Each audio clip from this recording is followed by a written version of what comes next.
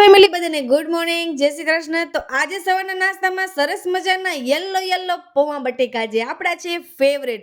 હાલો હવે આપણી હાજરી પુરાઈ આવી, હાલીએ તનુ ભાભી પાસે. આજે સવારના નાસ્તામાં એને બનાવ્યા ફ્રેન્ચ ફ્રાઈઝ.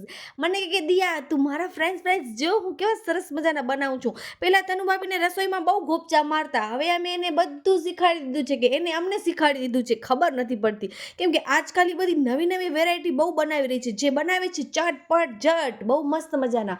ચલો હવે સવારના નાસ્તા પાણી પત્યા પછી આજે મારે બનાવવાના ત્યાં લીલી તુવેર કે શું કહેવાય, જે જિંદગીમાં પહેલી વખત આપણે ઘરમાં બનાવવા જઈ રહ્યા છીએ, લીલી તુવેરનું શાક.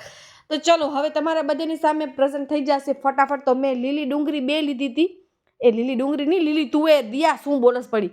તો મેં 2 ચોપિંગ કરી સરસ મજાની નનકી ડુંગળીની, અને પછી ટમેટા, પછી મરચાં. અને મને એમ થતું હતું કે હું આ લીલી તુવેરનું શાક બનાવું છું કે પછી લીલી ડુંગળીનું શાક બનાવું છું. સાચું કહું તો વધારે ડુંગળી પડી ગઈ હતી, પણ ઠીક છે ચલો, ફર્સ્ટ ટાઈમ હતો એટલે આટલો તો અગડમ બગડમ હાલે.